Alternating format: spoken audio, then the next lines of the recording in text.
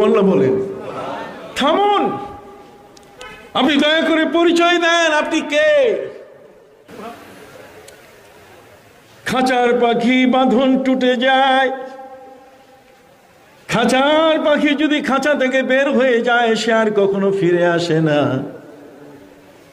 নবীজির সাথে কমিটমেন্ট করলো, জঙ্গলের হরিণী ডাক দিয়ে বলল, হুজুর আমার বাচ্চা দুটার সকাল বেলার খাবার সময় যাচ্ছে, মা হারা বাচ্চা দুটো খাবার বিহানে ক্ষুধায় পড়ে আছে, আপনি আমাকে সময় দিলে আমি আপনার জিম্মেদারিতে যাইতে চাই। পৃথিবীর মানুষ শোনো, আল্লাহ আমাকে প্রাণী জগতের ভাষা শিখাইছেন, সুবহানাল্লাহ বলেন। আর আমার নবী বলেন, সুলাইমান নবী পাখির ভাষা জানে, প্রাণীর ভাষা জানে, আর আমি নবী প্রাণী অপ্রাণী সবার ভাষা আমি জানি। নবীজি বলছেন, ইন্নামা বুইস্তু মুআল্লিমান, আমি শিক্ষক হয়ে আগমন করেছি। তোমরা যারা লেখাপড়া করো, একটা ভাষা, দুইটা ভাষা, চারটা, পাঁচটা ভাষা বুঝো, আর আমি নবী দুনিয়ার এমন কোন ভাষা নাই যে ভাষা আমি বুঝি না। আমি প্রাণীকুলের ভাষা বুঝি, প্রাণী কি বলতে চায়। আমি জড় জড় যেটা প্রাণী, নিষ্প্রাণ যেটা, যার প্রাণ নাই, আমি তারও ভাষা বুঝি, তার সাথেও আমি কথা বলি। নবীজি সাল্লাল্লাহু আলাইহি ওয়াসাল্লাম যাচ্ছিলেন, একটি হরিণীকে শিকার করেছিল, হরিণীকে শিকার করা হয়েছিল। হরিণীর দুটো বাচ্চা জঙ্গলের মধ্যে, সকালবেলায় সবাই ব্রেকফাস্ট করে, কতক্ষণ না, সকালবেলায় সবাই নাস্তা খায়, এটার নাম সে ব্রেকফাস্ট। তারপরে সকালবেলায় ব্রেক দিল, আটকাই দিল তার, এটা বলে ব্রেকফাস্ট, এটা বাজে নাম, এটা নাস্তা, ফুতুর। আল্লাহ তাআলা ফুতুর, ইফতার, কতক্ষণ না, এটাকে ফুতুর বলে, নাস্তাটাকে ফুতুর বলে। তার মানে খাওয়াটা ওপেন হয়ে গেল, আল্লাহর রহমতে আপনি খাওয়াটা সকালবেলায় খাইতে পারলেন, এই জন্য শুকর আদায় করবেন, এই জন্য এটার নাম ফুতুর। ইফতার আছে না, ইফতার করেন না, তো ইফতার তো করেন সন্ধ্যাবেলায়, আর আমরা প্রতিদিন ফুতুর করি কোন সময়? সকালবেলায়। সুবহানাল্লাহ। প্রত্যেকটা শব্দের তো রহস্য আছে, এগুলোর নাম আছে, এগুলো আমরা অনেক সময় উদ্ধার করতে জানি না। কোনো অসুবিধা হচ্ছে? অসুবিধা হয় না তো? মাশাআল্লাহ। আমি তো নতুন না, আমি তো পুরাতন মানুষ। 25 বছর ধরে আমি আসি আপনাদের কাছে। কত বছর? নন সিলেটি একটাও টিকে নাই। আমি কেমন করে জানি টিকে গেলাম, তারপরেও অনেকেই আবার আমাকে মাইনাস করতে চায়, পারে না। আপনাদের মহব্বতে কি পারে না, মাইনাস করতে পারে না, সবসময় প্লাসে রাখে আমাকে, কারণ আমি 2 নম্বর মানুষ না। আমার বুকটা যদি অপারেশন করতে পারেন তো দেখেন, আমি 2 নম্বর মানুষ না, আমি ওলি আল্লাহকে ভালোবাসি। সিলেটি মানুষটা তো ভালোবাসি, ভাত খাইতে খাইতে আমার পেট উঁচা হয়েছে এই সিলেটে, বিশাল ফজিলত। যা হোক, বলতেছিলাম যে কথাগুলো, আমাদের প্রিয় নবী সাল্লাল্লাহু আলাইহি ওয়াসাল্লাম যাচ্ছিলেন, হরিণ ডাক দিয়ে কয়, নবীজি আমার কাছে আসেন। বেয়াদবি নবী, আমি তো বন্দী, আমার তো গলায় রশি, আমি তো যেতে পারছি না, নবী কাছে আসেন। নবীজি হরিণীর সাথে কথা বলছেন, সুবহানাল্লাহ বলেন। নবীজি হরিণের সাথে কি কথা বলছেন? এখন প্রশ্ন, বলেন কি প্রশ্ন? প্রশ্ন হলো, হযরত নবী ঈসা আলাইহিস সালাম তিনি বলছেন, ইন্নী রাসূলুল্লাহি ইলাইকুম আন্নী আখলুকু লাকুম মিনাত তিনি কাহায়াতিত তায়রি ফাআনফুখু فيه فيكون طيرا بإذن الله وأبرئ الأكمه والأبرص وأحيي الموتى بإذن الله নবী ঈসা আলাইহিস সালাম তিনি বললেন, মাটিতে ফু দিলে একটা দল পাখি, মাটি দিয়ে যদি পাখি তৈরি করা হয়, এই কাদা দিয়ে তৈরি করা পাখিটাতে যদি ফু দেই তাহলে জীবন্ত পাখির মতো সেটা উড়ে যায়। জন্মান্ধ ব্যক্তি, যে ব্যক্তি জন্ম নিয়েছে অন্ধ হয়ে, আমি যদি তার মুখের উপরে, তার চোখের উপরে হাত দেই তাহলে তার চোখের দৃষ্টি খুলে যায়। কোন কুষ্ঠ রোগী, কুষ্ঠ ব্যাধিগ্রস্ত মানুষের গায়ে যদি আমি ফু দেই তাহলে সে মানুষটা সুস্থ হয়ে যায়।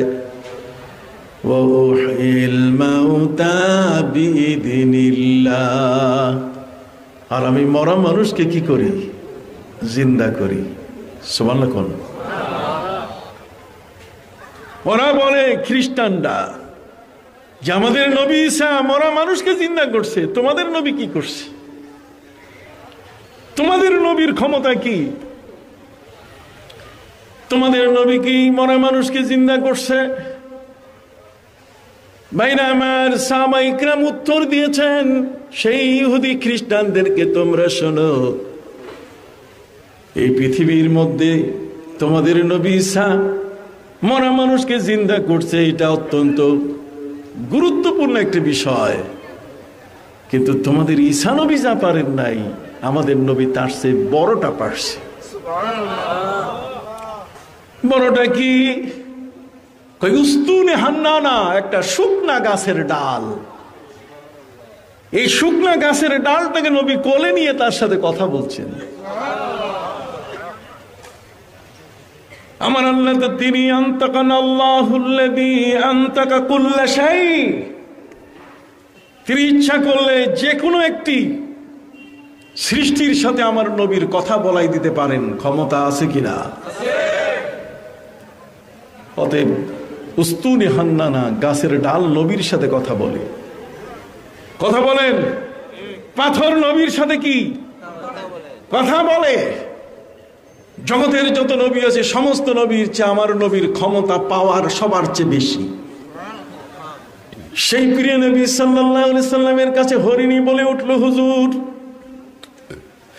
আমার দুটো বাচ্চা সকাল বেলায় দুধ খায়, শিকারী আমাকে শিকার করে এনেছে, কিন্তু শিকারী জানে না যে আমার বাচ্চা দুইটা এটা আমার।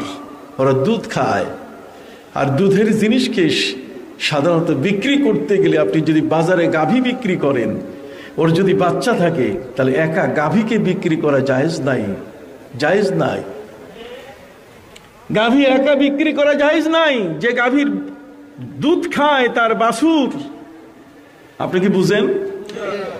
যেই গাভী, আপনি একটা ছাগল, বকরি বিক্রি করতেছেন, এই বকরিটা বিক্রি করছেন, এর বাচ্চা আছে দুই তিনটা, দুধ খায়, তাহলে বকরিটা বিক্রি করলে বাচ্চা সহ বিক্রি করতে হবে, বাচ্চা বাদ দিয়ে বিক্রি করা যাবে না। আমি কি বুঝাইতে পারছি আপনাদের? ইসলামের কত সুন্দর নিয়ম। সম্মানিত সুধী, অতএব হরিণী শিকার হয়েছে, কিন্তু বাচ্চা দুইটা মায়ের বুকের দুধ খায়, এখনো গাছের পাতা খাওয়া শিখে নাই। আল্লাহু আকবার বলেন। আর সে অভিযোগ করতেছে কার কাছে? নবীর কাছে। নবী, আপনি আমাকে একটু সুযোগ করে দেন, আমি বাচ্চা দুটোকে দুধ খাওয়াই আবার ফিরে আসব। খাঁচার পাখি বাঁধন টুটে যায়। খাঁচার পাখি যদি খাঁচা থেকে বের হয়ে যায়, সে আর কখনো ফিরে আসে না। নবীজির সাথে কমিটমেন্ট করলো।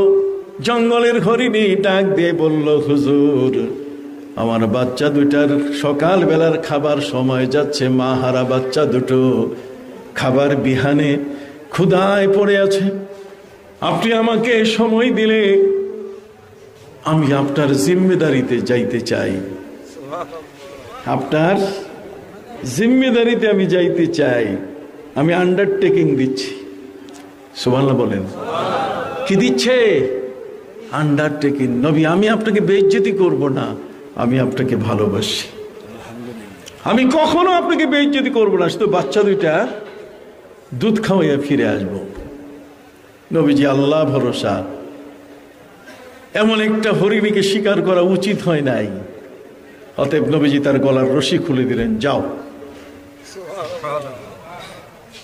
হরিণী দূরে জঙ্গলের মধ্যে দৌড়ে গিয়ে দুটো বাচ্চাকে দুধ খাওয়ায় আর বলে, মারে, এই জগতের শ্রেষ্ঠ নবী আমার জায়গায় বন্দী হয়ে আছে, দুধ তোমরা জীবনের মতো খেয়ে নাও, আর ফিরতে পারি কিনা জানি না, নবীজিকে রেখে এসেছি আমার জায়গায়, আমি নবীজির সাথে গাদ্দারি করতে পারবো না, তাকে চিনি, তাকে ভালোবাসি, তিনি মহান দয়ার নবী, অতএব তোমরা দুধ পান করো। ওদিকে বাড়িওয়ালা শিকারী এসে দেখে হরিণ নাই। হরিণ কি? জোরে বলেন, হরিণ কি? তো হরিণ নাই। আসে একজন মানুষ, এসে জিজ্ঞেস করো, কে তুমি, পরিচয় কি তোমার? আমার হরিণই গেল কই? তোমার গায়ে এ রশি। নবীজি বললেন, হরিণীটিকে আমি ছেড়ে দিয়েছি, ওর দুটো বাচ্চা আছে, তোমার শিকার করা উচিত হয় নাই, ও দুধ খাওয়াইতে গেছে, ফিরে আসবে। শিকারী বলছে, এটা কখনো বিশ্বাস করার মতো কথা নয়, যে একবার ছুটে যায় সে আর ফিরে আসার কথা না। নবীজি বলছেন, দেখো না, আমার সাথে সে কথা দিয়েছে, তুমি অপেক্ষা করো, আমার সাথে কি দিয়েছে? কথা দিয়েছে। আল্লাহু আকবার। এই কথার মধ্যে হরিণী দৌড়ে এসে উপস্থিত।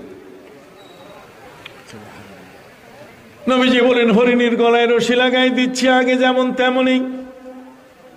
শিকারী বলে, আপনি থামেন, পরিচয় দেন, আপনি কে?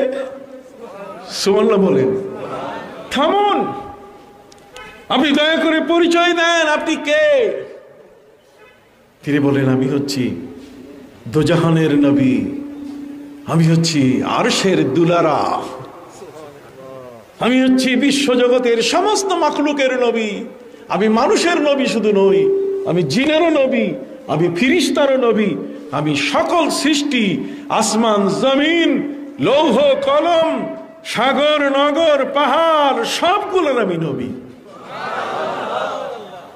আল্লাহ তাআলা আমার ব্যাপকতা দিয়েছেন, আমি সবার জন্য দয়ালু নবী। ওয়ামা আরসালনাকা ইল্লা রাহমাতাল লিল আলামিন। কাজে আমার দয়া, এটা একটা হরিণীও পেতে পারে, কি বলেন ঠিক কিনা? একটা হরিণীও আমার দয়া কি পেতে পারে, যেই দয়ার কারণে আমি তার গলার রশি ছেড়ে দিয়েছি, সে আমার সাথে কমিটমেন্ট করেছে। তাহলে হরিণীর ভাষা আমার নবী বুঝেন কিনা? হরিণী নবীর ইজ্জত রক্ষা করার জন্য ফিরে এসেছে। অতএব হরিণী যদি নবীর ইজ্জতের প্রতি লক্ষ্য করে, তাহলে আমরা মানুষ, নবীর প্রতি আমাদের কত বড় ভালোবাসা, আর সেখানে নবীকে নিয়ে আমরা কটূক্তি করি। মিলাদ শব্দটা আসলে হায় হায় হায়, কি যে বাজে মন্তব্য করে। 600 বছরে নাই, 300 বছরে নাই মিলাদ। ইতিহাস মাথার মধ্যে কিচ্ছু নাই, আর উনি ইতিহাস কয়। কথা বল না, উনি কি বলে? ইতিহাস বলে। এই জন্য আমি আমার ভাইদের খেদমতে আরজ করতে চাই, নবীকে ভালোবাসা, নবীকে ভালোবাসে, নবীকে বুঝতে হবে। নবী বুঝেন কোন জিনিসটা তাকে ভালোবাসে আর কে তাকে ভালোবাসে না। হযরতে সাফিনা তিনি বলেন, ওই বাঘটা যখন মাথা নিচু করে উঠাইলো মাথা, আমি টের পাইছি এ তো নবীকে চিনে, তাহলে আজকে আমার কোনো ভয় নাই। দেখছেন, নবী চিনলে, নবীকে যদি কেউ চিনে, তাহলে তার দ্বারা কোনোদিন ক্ষতি হয় না, সে কোনোদিন ক্ষতি করে না। সাফিনা নবীর গোলাম, তিনি বলছেন, ওই মুহূর্তে আমি কিভাবে এই অজগর সাপগুলোর মধ্য থেকে পার হয়ে আমি স্বাভাবিক একটা সাপ মুক্ত জায়গায় কিভাবে যাব, আমি কোনো মতেই বুঝতে পারছি না। ঠিক ওই মুহূর্তে এই বাঘটা আমার এমন ভাবে একটা ধাক্কা দিল আমার অজান্তে। একটা ধাক্কায় আমি হাইজামও দেই নাই, লংজামও দেই নাই, আমি চটকাইয়া পড়ে গেলাম এত দূরে, যেখানে সাপ নাই, কিছু নাই। সুম্মা ইউহাম হেমো, সুম্মা ইউহাম হেমো, এরপরে বাঘটা ডুকরি আমাকে বলল যে নবীকে আমার সালাম কইও। ইউহাম হেমো, ইউহাম হেমো, সুবহানাল্লাহ বলেন। তাহলে একটা বাঘও আমার নবীকে সালাম দেয়, তাকে ভালোবাসে। বুঝতে পারছেন কথা?